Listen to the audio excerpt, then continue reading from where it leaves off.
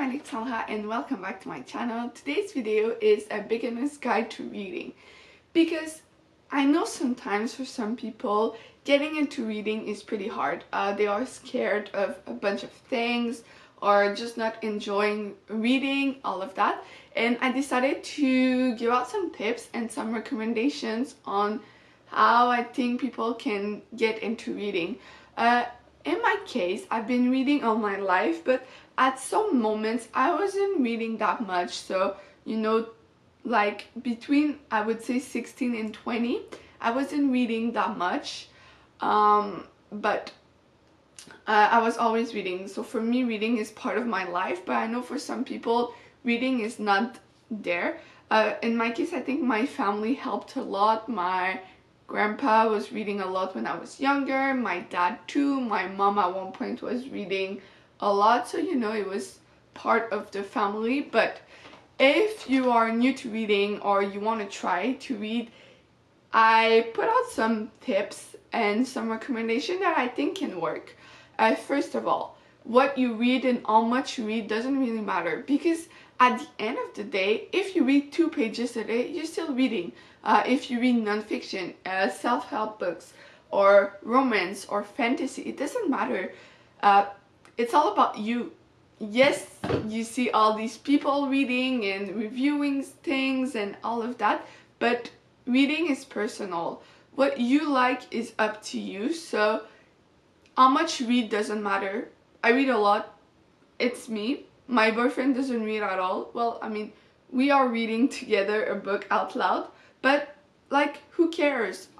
Your reading is personal. If you want to show it to the world, it's up to you. But as I said, at the end of the day, it's you. No matter what you read, how much you read in a day, or if you read 1 book a year, it doesn't matter. Like, who cares? Who cares?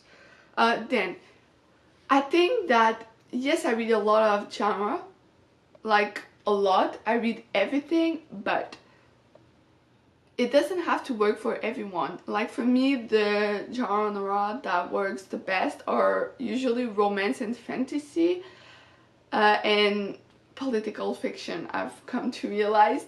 But you just have to find what works for you, and that said, don't be afraid to put books down, because like, if you're not enjoying a book, you don't have to read it.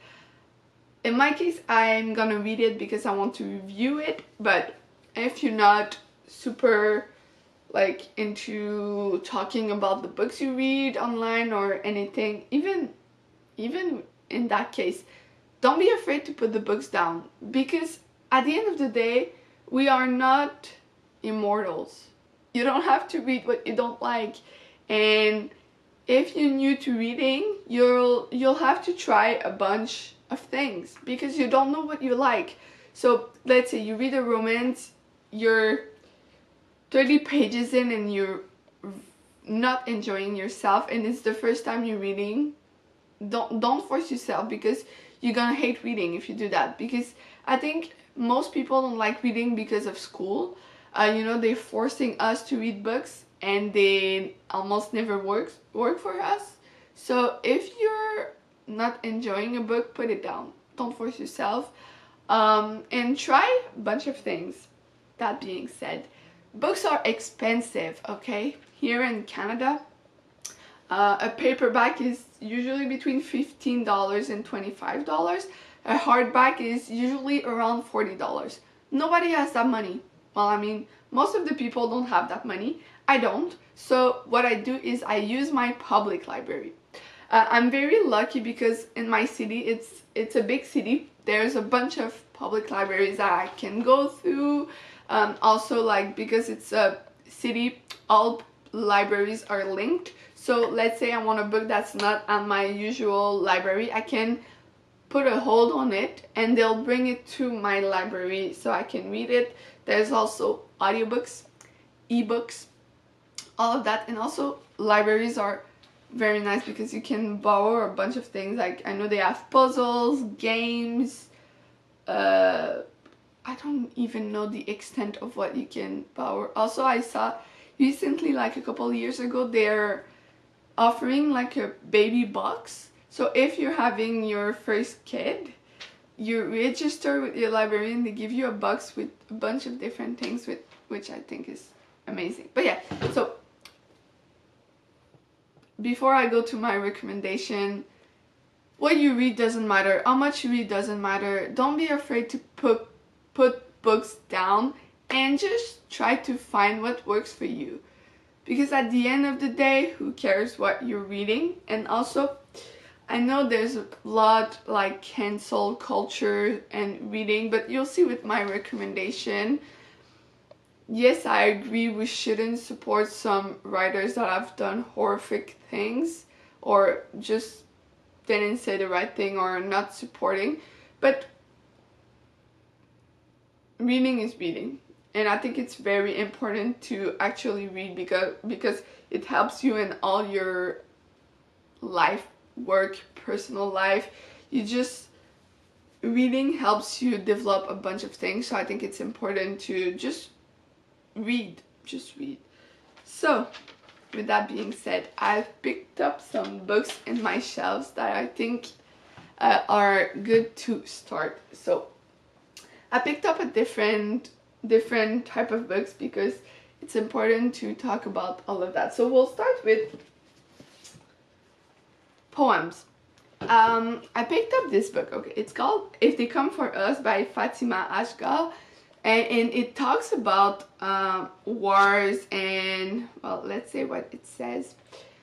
This imaginative, soulful debut poetry collection captures the experiences of being a young Pakistani Muslim woman in contemporary America. Orphaned as a child, she grapples with coming of age and navigating questions of sexuality and race without the guidance of a mother or father. And this is pretty easy to read, and also like there's a bunch of different things, and I think it's a good way to start to see if you like reading poetry. With that being said, I know that in school, when we read poems, it's like, I don't know, hard things to read classics, but this is contemporary. It's pretty easy to read, and also the nice part about poems is that you could just read one a day.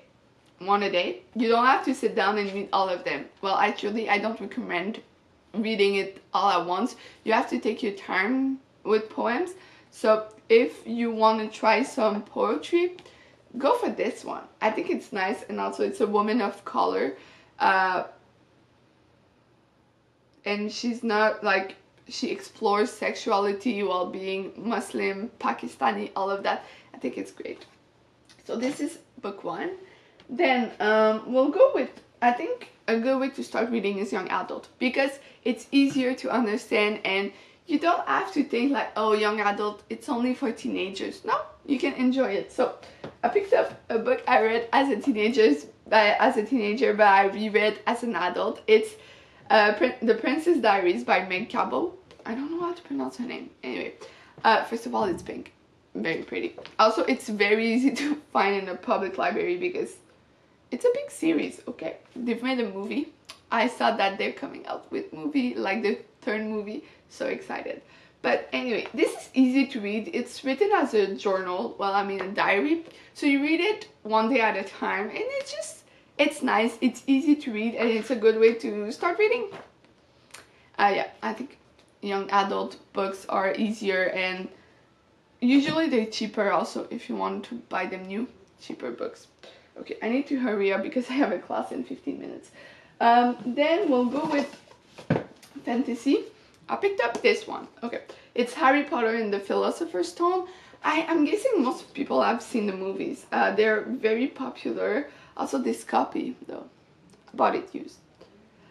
It's very nice, and I mean, it's just easy to read. The first book is the easiest, and it's also part of a series. So if you're enjoying reading this, you can keep going. And you don't have to buy it. It's at the library for sure. It's at used bookstores for sure. It's super easy to find. And it's just a good way to get into some world building and see if you actually enjoy fantasy. Then I'll go with this. This is a French copy, but it's The Shadow of the Wind by Carlos Ruiz Zafón. It's thick, okay, but don't be scared. I think it's amazing. So you're following this young guy as he goes to post-war Barcelona. So I believe it's set in 1945 or something like that at the beginning of the story.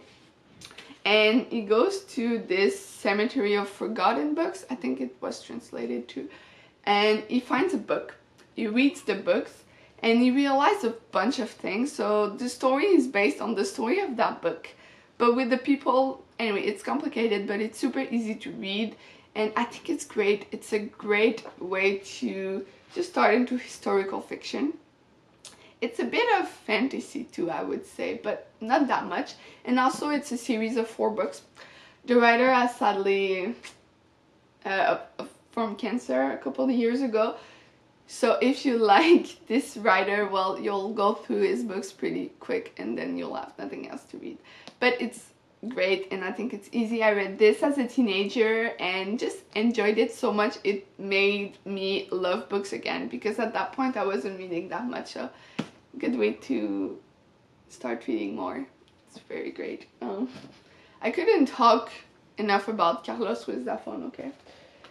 Then we'll go with a romance book. I picked up A Walk to Remember by Nicholas Sparks because I think this is the first book I've read by him, and so far it's my favorite. It's also super short and it's in his older books. There's a movie also, but it's, I mean, Nicholas Sparks, you'll see, it's always easy to read.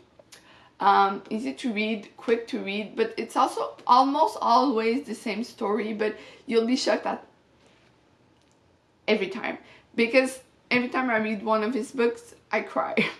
But it's a good way to start into a romance. I think it's pretty accessible too, and good writing, easy writing, just a good book overall. Then we'll go with contemporary fiction. No, technically it's historical fiction. Next to contemporary fiction, we have A Fire Sparkling by Julian MacLean. This is a story about twins that lived through World War II and what happened to them and how they live right now and everything. It's shocking, okay? But it's also, I think, easy to read, and there's like a bit of a mystery link to it. I think it's very good, and also like it's beautiful. Anyway, it's a good, I don't think it's not popular, okay, but it's very good. I don't know if you could find it in a library though. You can always request books at your public library, but it was so good. I read this during COVID, but I remember like being shocked at the end. Anyway, I'm not gonna say more because I don't want to spoil anything. Then the last book I'm going to talk about is The Nightingale by Kristin Hannah. I picked this one by Kristin Hannah because it's the first one I've read, but Kristin Hannah is amazing. She writes historical fiction, but with a different like life things, horrible life things that happened, and I think she writes amazing. And also her older work is more romance. So there's so many books to read by her. I think her writing is absolutely amazing. It's very easy to read and you fly through these books. Also, as she's very popular, you can find a bunch of her books in the library or used bookstore. I mean, I think I bought like 2 of my books new by her, but the rest bought them all used. So in this book, The Nightingale, you're following this woman in World War II. Again, World War II, I read a lot, but I mean, you never go wrong with any Kristin Hannah books. So I picked up this one because it's the first one I've read by her, but you know, I'm gonna wrap up this video. What I'm gonna say again is just read, just read. It doesn't matter anything, like just read. Pick up a book, open it and read, and it will go well. Reading is nice, reading is fun, and I enjoy reading, as you can see. But thank you for watching. Don't forget to like and subscribe, and I'll see you soon in another video. Bye!